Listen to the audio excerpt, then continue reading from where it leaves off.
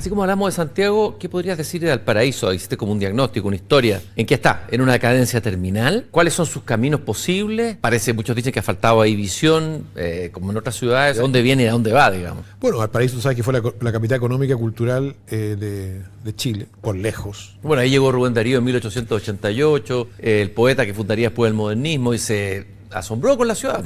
Todos se enamoraron de Valparaíso porque era una ciudad. Es muy importante esto, que nosotros teníamos la maravilla de su emplazamiento geográfico único, de no haber sido fundada, como decía Go, más que por el destino que la funda en la matriz, de haber crecido sin un plan. Viña tuvo su plan, Santiago tuvo su plan, pero, y acá es muy importante, de haberse consolidado como la capital económica y de la innovación. Y eso tenía que ver mucho con las colonias que llegaban, italiana, alemana, inglesa, que eran la contrapartida a Santiago. Había una rivalidad y donde Valparaíso alcanza un momento de gloria a fines del siglo XIX, donde llegó a, no a superar a Santiago, pero que económicamente sí, y desde el punto de vista de las innovaciones, primera radio, primer club de fútbol, primer periódico, y todo termina en 1906, que es el cataclismo. Y desde entonces yo diría que Valparaíso ha tenido 4 grandes golpes. 1906, que es el incendio y el terremoto, que fue una devastación y que potencia Viña como alternativa por la fuga de gente hacia la estación de trenes de Viña y luego a Recreo, que es el primer barrio, que es un barrio maravilloso. El segundo golpe, el Canal de Panamá, 1914. Yo diría que fue devastador desde el punto de vista de quitarle a Valparaíso su condición de destino obligado de todos los flujos de mercancía. Y por lo tanto, la actividad económica, ¿cierto? Yo diría que eso fue muy complejo. Después vino el terremoto del año 85, que le vuelve a pegar muy fuerte a Valparaíso. Y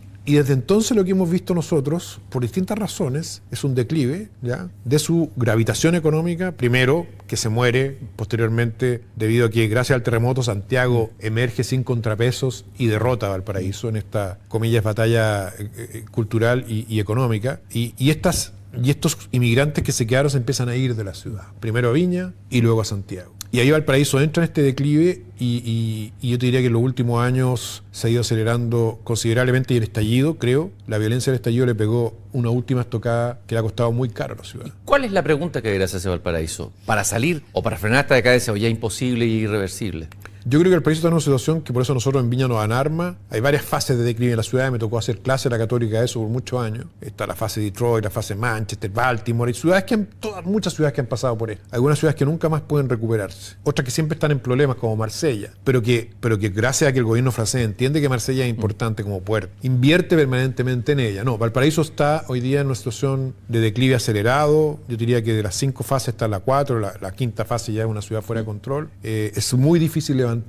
Y la pregunta que debe hacerse, yo creo, hoy día, ¿cómo lograr que el gobierno central rescate Valparaíso con todo lo que implica aquello, que es inversión, romper la burocracia interna, romper la corrupción interna que ha azotado a todos los gobiernos regionales y comunales? Y yo te digo, desde Viña, nosotros que miramos este fenómeno, tener alerta que estamos teniendo síntomas de lo mismo, ¿ya? Que yo diría que es la idealización del vandalismo, de la basura, del graffiti, el vaciado de los cascos históricos o de los barrios, la burocracia y la protección del patrimonio que termina matando ese patrimonio.